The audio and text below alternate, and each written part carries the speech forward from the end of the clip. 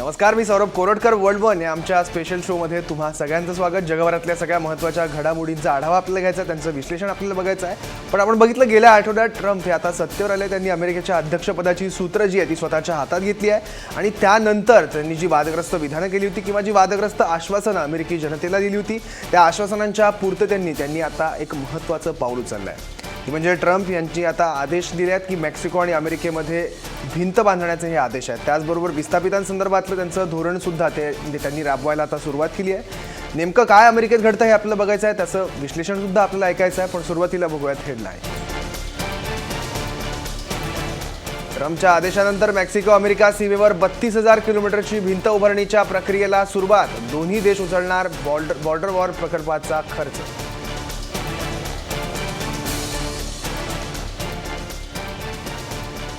7 मुस्लिम बहुल देशातल्या निर्वासितांना अमेरिकेत यायला बंदी घालण्याचे ट्रम्प यांचे आदेश. मार्क झुकरबर्ग आणि मलालाने केला निर्णयाचा निषेध. कोर्टाने दिली निर्णयाला स्थगिती. प्रजासत्ताक दिनाच्या दिल्लीच्या कार्यक्रमात अबुधाबीचे युवराज शेख प्रमुख पाहुणे म्हणून सहभागी. तर 26 जानेवारीला दुबईमध्ये बुर्ज खलिफा इमारतीला तिरंग्याची लाइटिंग.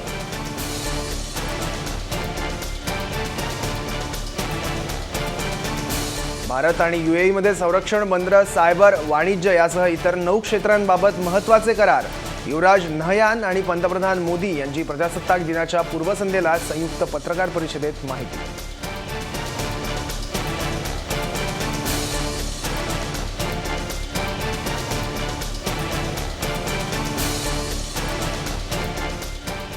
अमेरिकेचे राष्ट्राध्यक्ष डोनाल्ड ट्रम्प यांनी आक्रमकपणे आता काम करायला सुरुवात केली आहे. अमेरिकेत मेक्सिको निर्वासितांची संख्या ही खूप मोठ्या प्रमाणात आहे आणि ती रोखण्यासाठी मेक्सिको आणि अमेरिकेमध्ये 3200 किलोमीटरची भिंत उभारण्यासाठी ट्रम्प यांनी हिरवा कंदील दिला आहे. या संदर्भातल्या कागदपत्रांवर त्यांनी सह्या केल्या आहेत. तर दुसरीकडे मेक्सिको बॉर्डर वॉल प्रकल्पाच्या खर्चाचा भार न उचलण्याचा निर्णय मेक्सिकोचे अध्यक्ष एनरिक पेना नियेतो यांनी घेतला आहे. या भिंतीसाठी प्रचंड खर्च येणार आहे, तो मेक्सिकोला परवडणारा नाही असं पेना यांनी म्हटलं आहे.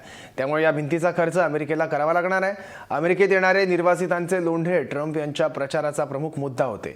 2014 मध्ये केलेल्या सर्वेक्षणात अमेरिकेत सुमारे 50,80,000 मेक्सिको निर्वासित आहेत. गेल्या अनेक वर्षांपासून मेक्सिको निर्वासितांचा प्रश्न जटिल बनत चालला आहे. त्यांना देण्यात येणाऱ्या ग्रीन कार्डचा मुद्दा सुद्धा अमेरिकेत निवडणुकीच्या वेळी खूप चर्चेला गेला होता. या निर्णयावर सही करताना ट्रम्प यांनी आपल्या शैलीत काम केलं. या संदर्भात कुठलीही पत्रकार परिषद घेण्यात आली नाही आणि निर्णय घेतल्याची प्रेस रिलीज ही काढण्यात आली.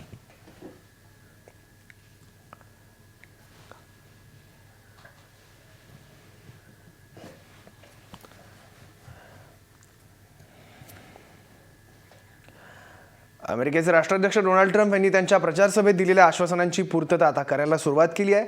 अमेरिकेत होणारं स्थलांतर कमी करण्याच्या आश्वासनापासून त्यांनी आपल्या कामाला सुरुवात केली आहे आणि त्यानुसार त्यांनी काल protection of the nation from foreign terrorist entry in the United states या आदेशावर स्वाक्षरी केली आहे. या आदेशानुसार आता मुस्लिम बहुल देशातील कट्टरतावादी लोकांना अमेरिकेत येण्यास बंदी घातली आहे. तर सिरियातील निर्वासितांना पुढील सूचनेपर्यंत प्रवेश न देण्याचा आदेश ट्रम्प यांनी दिला आहे.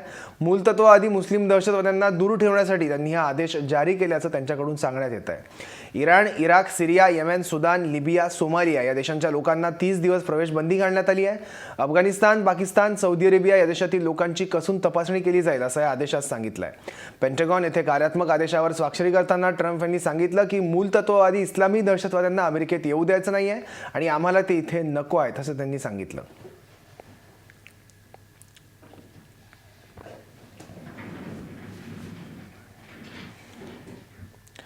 डोनाल्ड ट्रम्प यांनी 7 मुस्लिम देशांमधल्या लोकांना अमेरिकेत यायला बंदी घालणाऱ्या निर्णयाला कोर्टाने स्थगिती दिली आहे. न्यूयॉर्कच्या द अमेरिकन सिव्हिल लिबर्टीज युनियनने या निर्णयाला स्थगिती देत ट्रम्प यांना फटकारलंय. अमेरिकेतल्या विमानतळावर खोळंबलेल्या व्हिसाधारक निर्वासितांना पुन्हा त्यांच्या देशात पाठवण्यास न्यायालयाने नकार दिलाय. या निर्णयानंतर एअरपोर्ट बाहेर जमलेल्या आंदोलकांनी एकच जल्लोष केला आणि या प्रकरणातली पुढची सुनावणी आता फेब्रुवारीत आहे.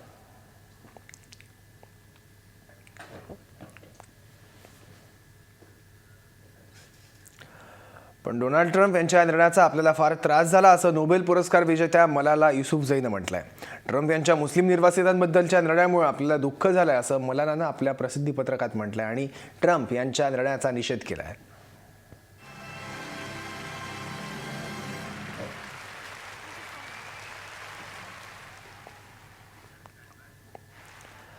7 मुस्लिम बहुल देशांवर डोनाल्ड ट्रम्प यांनी बंदी घातल्यानंतर जगभरात त्यावर नाराजी व्यक्त केली जाते. फेसबुकचे संस्थापक मार्क झुकरबर्ग यांनी सुद्धा या निर्णयाचा निषेध केला आहे. यासंबंधी त्यांनी त्यांच्या फेसबुक वॉलवर पोस्ट लिहिली आहे. त्यात त्यांनी स्पष्ट केलं आहे की अमेरिका हा निर्वासितांचा देश आहे. माझे पूर्वज हे जर्मनी, ऑस्ट्रिया आणि पोलंडवरून अमेरिकेत आले होते. तर माझी पत्नी प्रेसिलाचे आईवडील चायना आणि व्हिएतनाममधून निर्वासित म्हणून अमेरिकेमध्ये आले आहेत. त्यामुळे अमेरिका हा निर्वासितांचा देश आहे आणि आपल्याला त्याचा अभिमान असायला हवा असं मत त्यांनी व्यक्त केलं.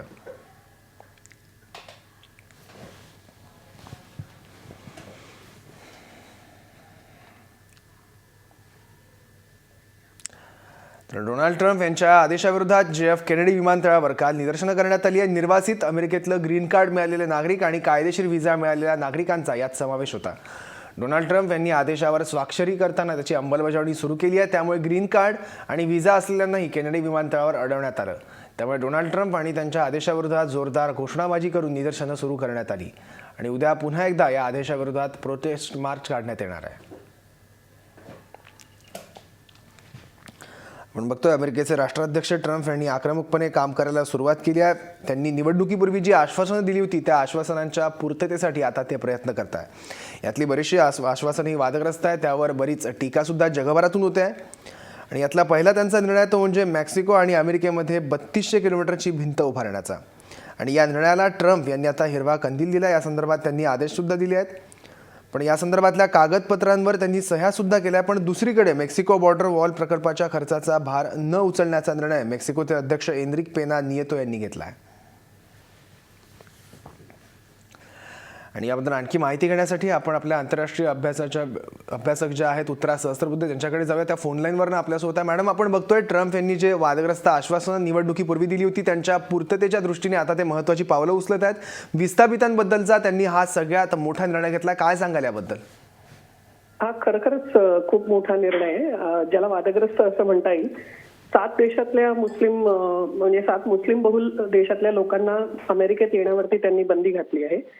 आणि आत्ताच आपण ऐकलं की कोर्टाने या निर्णयाला स्टे दिलाय, म्हणजे निदान काही काळ तरी त्या देशातल्या लोकांना अमेरिकेत येता येईल.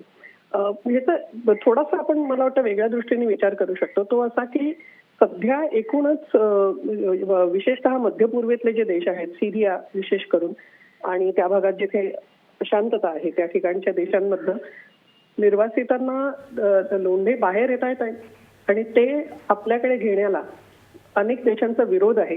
युरोपमधले अनेक देश आहेत आणि त्याच्याच बरोबरीने आता अमेरिका देखील त्याला विरोध करते आहे. दुसऱ्या बाजूला मेक्सिकोच्या मध्ये भिंत घालून अमेरिका तिथल्याही निर्वासितांना आपल्या देशात येण्यापासून रोखायचा प्रयत्न करते. एका पद्धतीने आपण पाहिलं तर अमेरिकेची किंवा पाश्चिमात्य देशांची जी परंपरा आहे की एकूणच एक उदारमतवादी वातावरण आणि त्याच्यामुळे ज्याला रेफ्युजीज असं म्हणतात त्या रेफ्युजीजसाठी देशाची दारं मोकळं असणं, ह्याच्यापासून कुठेतरी ट्रम्प यांनी फारकत घेतली असं आपल्याला वाटतं. परंतु दुसऱ्या बाजूने विचार केला तर असं लक्षात येईल की सध्याच्या वातावरणामध्ये एकूणच रेफ्युजींना आपल्या देशामध्ये प्रवेश देण्याबद्दल जगात सर्वत्रच जे वातावरण आहे, आणि हे फक्त पाश्चिमात्य देशात नाही तर आपण पाहतो आहे की बर्मामधनं जाणाऱ्या रोहिंग्यांना त्यांचे शेजारी देश घ्यायला तयार नाहीयेत. आपल्या देशामध्ये बांगलादेशी निर्वासितांच्या विरुद्ध हेच वातावरण आहे. तर हे जर आपण पाहिलं तर एकूण जी जगातली ट्रेंड आहे सध्या त्याचा ट्रम्प हा एक भाग आहे असं आपल्याला म्हणता येतं.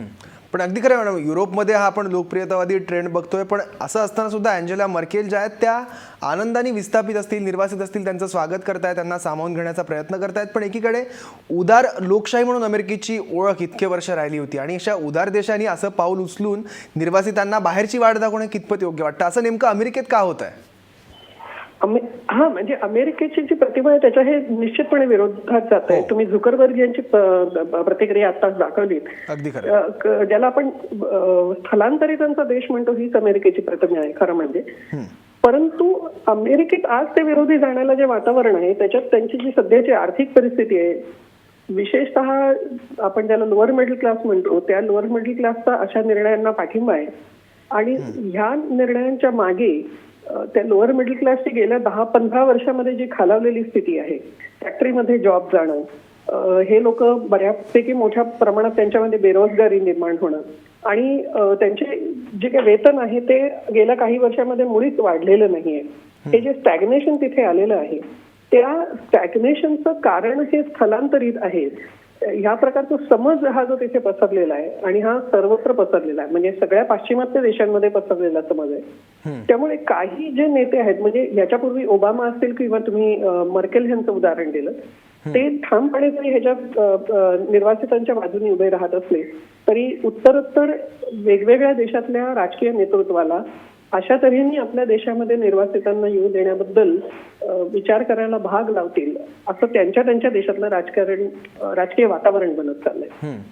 अगदी खरं मॅडम. ट्रम्प यांनी 7 मुस्लिम देशांसंदर्भातला तो निर्णय घेतलाय, पण या 7 देशांमध्ये पाकिस्तानचा मात्र समावेश नाही. त्यामुळे पाकिस्तान संदर्भातही येत्या काळात ट्रम्प काही कडक धोरणं राबवू शकतात का, किंवा काही निर्बंध घालू शकतात का? त्याच्यात तुम्ही गमतीशीर पाहिलं असेल तर त्याच्यात सौदी अरेबियाचा देखील समावेश नाहीये. म्हणजे त्यांनी आणि म्हणजे दहशतवादी जे एखाद्या देशात निर्माण होतात असं पाहिलं तर मग ह्या दोन्ही देशांमधल्या नागरिकांवरती बंदी असायला पाहिजे होती, पण ती नाहीये. ते ह्याच्या बाबतीमध्ये निर्णय घेतात की नाही हे काही गोष्टींवर अवलंबून राहील. कदाचित पाकिस्तानच्या बाबतीत तसा निर्णय घेणं त्यांना सोपं जाईल, परंतु सौदी अरेबियाच्या बाबतीत तो निर्णय घेणं त्यांना कठीण जाईल, कारण अजूनही किती नाही म्हटलं तरी तेल आणि हा व्यापार हा मुद्दा त्याच्यामध्ये राहतो. अगदी खरं. आणि मॅडम त्यात आणखी मला एक विचार असं वाटतं ते म्हणजे मेक्सिको आणि अमेरिकेतली भिंत, 3200 किलोमीटरची भिंत बांधण्याचा त्यांनी निर्णय घेतला आहे. पण आपण अमेरिकेची लोकसंख्या बघितली तर त्यात 50 लाखांपेक्षा जास्त हे मेक्सिकन्स आहेत की जे कधीतरी विस्थापित होऊन निर्वासित होऊन अमेरिकेत आलेले आहेत. तर त्या संदर्भात सुद्धा आता ट्रम्प जे ते कडक धोरण घेत आहेत, ही भिंत बांधायची म्हणतात. इतकंच नाही तर आहे त्या मेक्सिकन्सना सुद्धा वापस पाठवायचं म्हणताय. यामुळे येत्या काळात यादवी होण्याची शक्यता अमेरिकेत आहे का? मोठ्या प्रमाणामध्ये असंतोष पसरेल हे नक्की, कारण अनेक मेक्सिकन निर्वासित जे आहेत त्यांना म्हणजे तुम्ही वस्तुस्थिती पाहिली तर त्यांच्याकडे अनेकांकडे परमिट नाही आहेत किंवा विसा नाहीये बऱ्याच जणांकडे, आणि ज्याला आपण बेकायदेशीर म्हणतो अशा तऱ्हेने राहणारे हे निर्वासित आहेतच. परंतु 2 गोष्टी मी पटकन उल्लेख करते. एक म्हणजे 3200 किलोमीटरची भिंत ही आपण जर मेक्सिकन बॉर्डर लक्षात घेतली, अमेरिका मेक्सिकोची बॉर्डर, तर त्या मानाने ही फार लहान वाटते मला. म्हणजे ती बॉर्डर निदान याच्यात 4-5 पट लांब जास्त आहे. त्यामुळे ही भिंती एवढी लहान काय हे मला आत्ता ह्या क्षणी कळत नाहीये. आणि दुसरी गोष्ट अशी आहे की बेकायदेशीररित्या आपल्या देशात राहणाऱ्या नागरिकांच्या विरुद्ध कारवाई करण्याच्या मागण्या ह्या जशा आज अमेरिकेत होत आहेत मेक्सिकनांच्या विरुद्ध उदाहरणार्थ, त्याच प्रकारे असे प्रॉब्लेम्स आपल्या देशात आपल्याला दिसतील की बांगलादेशातनं आसाम किंवा इतर ईशान्येच्या राज्यांमध्ये जे निर्वासित येतात त्यांच्या विरुद्ध आपण पिरियॉडिकली आवाज उठवत असतो आणि त्यांना मतदार कार्ड मिळू नयेत, त्यांना रेशन कार्ड मिळू नयेत अशा, आणि मग त्याच्यातनं दंगली होतात आणि त्या तऱ्हेचं काहीसं वातावरण अमेरिकेत होण्याची शक्यता नाकारता येत नाही. अगदी खरं. विस्थापितांसंदर्भातलं जे धोरण सध्या ट्रम्प सरकार राबवते त्यामुळे येत्या काळात अमेरिकेत काहीसा तणाव निर्माण होण्याची शक्यता सध्या तरी नाकारता येत नाही. थँक्यू मॅडम, तुम्ही या सगळ्या बातम्यांचं विश्लेषण केलं, त्या सोप्या मुद्द्यांसहित सोप्या शब्दांसहित तुम्ही आम्हाला सगळं समजावून सांगितलं, त्याबद्दल थँक्यू. यानंतर आपल्या जगातल्या आणखी काही महत्त्वाच्या बातम्या बघायच्या आहेत, पण एका छोट्याशा ब्रेकनंतर. तोपर्यंत पाहत राहा वर्ल्ड वन.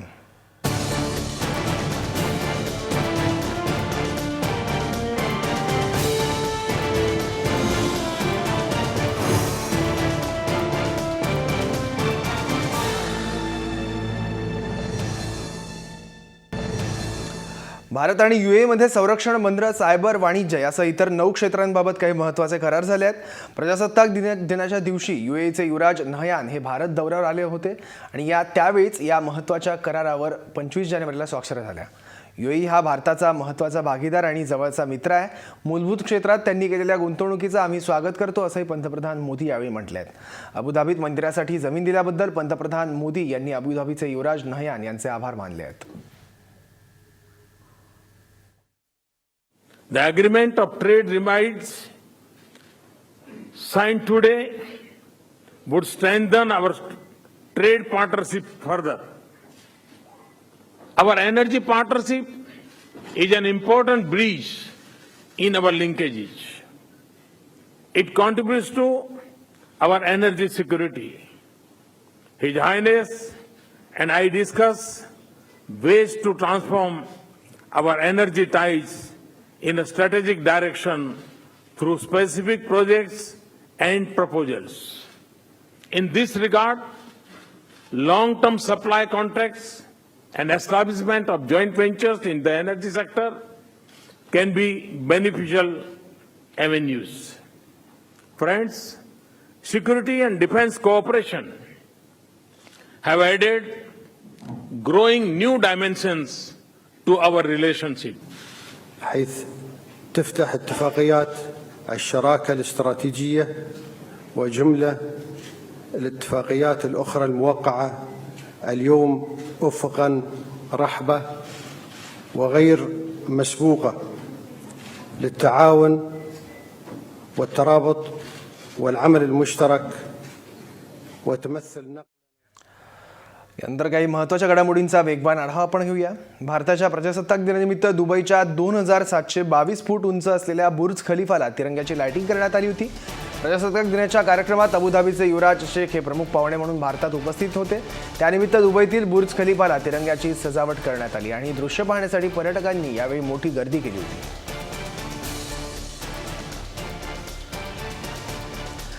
अमेरिकेच्या राष्ट्राध्यक्ष पदावरून पायउतार होण्याआधी बराक ओबामा यांनी पॅलेस्टाईनला 15 अरबचा निधी जाहीर केला. या निर्णयाला रिपब्लिकन पक्षातील सदस्यांनी जोरदार विरोध केला आहे. मात्र कोणत्याही विरोधाला न जुमानता ओबामांनी हा निधी पॅलेस्टाईनला देऊ केला आहे. वेस्टर्न झोन आणि गाझा पट्टीतील मानवीय कार्यासाठी हा निधी देण्यात आला आहे. याशिवाय प्रशासकीय सुधारणांसाठी सुद्धा या निधीचा वापर केला जाईल आणि या व्यतिरिक्त ओबामांनी जलवायू परिवर्तन कार्यक्रम आणि संयुक्त राष्ट्रांच्या एजन्सीसाठी सुद्धा काही निधी जाहीर केला आहे. लैंगिक शोषण झालेल्या पीडितांसाठी संयुक्त राष्ट्राला अमेरिकेनं हा निधी जाहीर केला. प्रसिद्ध ब्रिटिश अभिनेते सर जॉन हर्ट यांचं 28 जानेवारीला निधन झालंय. ते 77 वर्षांचे होते. गेली 2 वर्ष ते कॅन्सरशी लढा देत होते. जॉन हर्ट यांनी 205 सिनेमांमध्ये आतापर्यंत काम केलंय. त्यांना एलिफंट मॅन हा त्यांचा सर्वात गाजलेला सिनेमा आहे. त्यासाठी त्यांना उत्कृष्ट अभिनेता म्हणून ऑस्कर नामांकन सुद्धा मिळालं होतं. मिडनाईट एक्सप्रेस या सिनेमासाठी त्यांना ऑस्कर नामांकन मिळालं होतं. अभिनयातल्या कारकिर्दीसाठी त्यांना सर ही पदवी देण्यात आली होती. अमेरिकेच्या फर्स्ट लेडी जॅकलिन केनेडी यांच्या जीवनपटावर जॅकी हा त्यांचा रिलीज झालेला शेवटचा सिनेमा. हॅरी पॉटर या सिनेमात त्यांची मिस्टर ऑलिव्हँडर ही त्यांची गाजलेली भूमिका होती. पाकिस्तानच्या संसदेला गुरुवारी म्हणजे 26 जानेवारीला आखाड्याचं स्वरूप मिळालं होतं. संसदेत विरोधी पक्ष आणि सत्ताधाऱ्यांमध्ये चांगलीच वादावादी बघायला मिळाली. पंतप्रधान नवाज शरीफ यांच्याशी संबंधित पनामा लीक्स प्रकरणावर पाकिस्तानच्या सुप्रीम कोर्टात सुनावणी सुरू आहे आणि त्यावरूनच हा सगळा राडा झालाय. पीटीआय पक्षाचे नेते शाह महमूद कुरेशी या सभागृहाला संबोधित करत असताना नवाज शरीफ सरकारविरोधात घोषणा सुरू झाली. यावर सत्ताधारी पक्षाचे खासदार शाहिद अब्बासी यांनी कुरेशी यांना सदस्यांना शांत राहण्याची विनंती करण्यास सांगितलं. मात्र याचवेळी पीटीआयचे सदस्यांनी त्यांना रोखलं. त्यानंतर दोन्ही बाजूंनी घोषणाबाजीला सुरुवात झाली आणि काही वेळानं वादाचं पर्यावसन हाणामारीत झालं आणि सगळी दृश्य जी आहे ती तिथे असलेल्या कॅमेऱ्यात कैद झाली आहे. अमेरिकेचे नवनिर्वाचित राष्ट्राध्यक्ष डोनाल्ड ट्रम्प यांनी पंतप्रधान नरेंद्र मोदी यांच्याशी फोनवरून चर्चा केली आहे. यावेळी त्यांनी भारत आणि अमेरिकेमध्ये संबंध वाढवण्यासाठी सुरक्षा आणि आर्थिक व्यापार तसंच दहशतवाद विरोधात एकत्र लढण्याचा विचार व्यक्त केला आहे. ट्रम्प यांनी यावेळी मोदी यांना अमेरिकेत येण्याचं आमंत्रण दिलंय. त्याचबरोबर दक्षिण आशिया आणि मध्य आशियाच्या सुरक्षेबाबत सुद्धा दोन्ही नेत्यांमध्ये चर्चा झाली. अमेरिकेचे राष्ट्रपती म्हणून पदभार स्वीकारल्यानंतर ट्रम्प यांनी स्वतःहून फोन लावून चर्चा केल्याचं मोदी यांनी सांगितलं आणि ते आता जगातले 5वे नेते ठरले आहेत.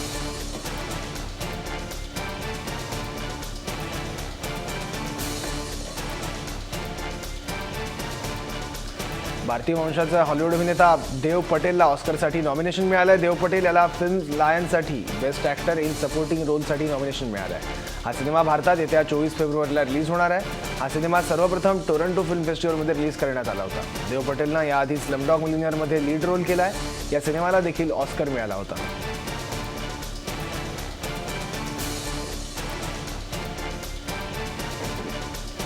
ॲक्शन हिरो जॅकी चॅन हा त्यांच्या आगामी सिनेमाच्या प्रमोशनसाठी भारतात आलाय. 3 फेब्रुवारीला जॅकी चॅन यांचा कुंग फू योगा हा सिनेमा रिलीज होणार आहे. सोनू सूद आणि दिशा पटानी यांच्या भूमिका सुद्धा या सिनेमामध्ये असणार आहेत. भारत भेटीदरम्यान सलमान खानला भेटण्याची इच्छा जॅकी चॅनने व्यक्त केली आहे. कुंग फू योगा या सिनेमाच्या प्रमोशनसाठी जॅकीने द कपिल शर्मा शोमध्ये सुद्धा हजेरी लावली होती. सोनू सूद आणि जॅकी चॅनने सायकलवरून या शोमध्ये एंट्री केली. त्याचबरोबर त्यांच्या चाहत्यांनी विचारलेल्या प्रश्नांची उत्तर सुद्धा त्यांनी दिली. यावेळी जॅकी चॅनला भेटायला आलेल्या रवीना टंडन यांच्यासोबत त्याने देखील सेल्फी काढला. Namaste, Saman. I'm going to see you in India with my brother. And Kung Fu Yoga is going to rock. All the best. Cheers. Namaste, Saman. I'm going to see you in India. या बातमीनंतर पुन्हा एकदा वेळ झाली एका छोट्याशा ब्रेकची. एक break घेऊया आणि ब्रेकनंतर पुन्हा भेटूया.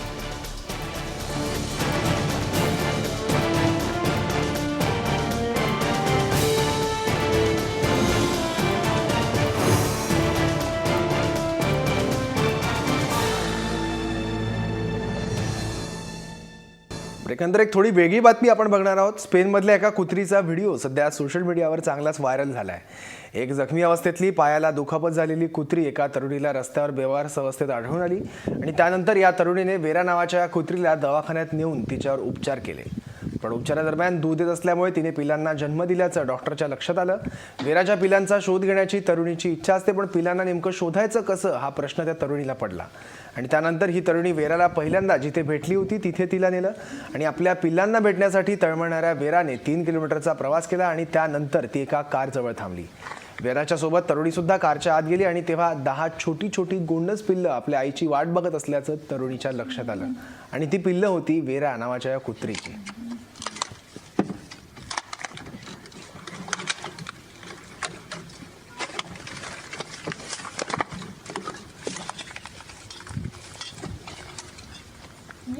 आपण बघतोय स्पेनमधला हा व्हिडिओ आहे.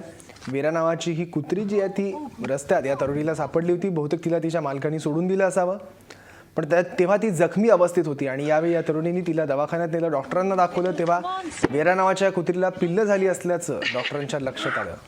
पण ही पिल्लं नेमकी गेली कुठं असा प्रश्न या तरुणीला पडला आणि त्यानंतर या पिल्लांना शोधायचं कसं हा प्रश्न तिच्या पुढे होता. म्हणून त्यानंतर ज्या ठिकाणी ही वेरा नावाची कुत्री या तरुणीला भेटली होती तिथेच पुन्हा तिने वेराला नेलं आणि वेरानंतर 3 किलोमीटरचा प्रवास करून एका गाडीपाशी येऊन थांबली. आणि या गाडीचं दार जेव्हा या तरुणीने उघडलं तेव्हा गाडीत वेराची 10 छोटी छोटी पिल्लं असल्याचं लक्षात आलं. अशा प्रकारे आई आणि पिल्लांची ही भेट घडवण्यात आली.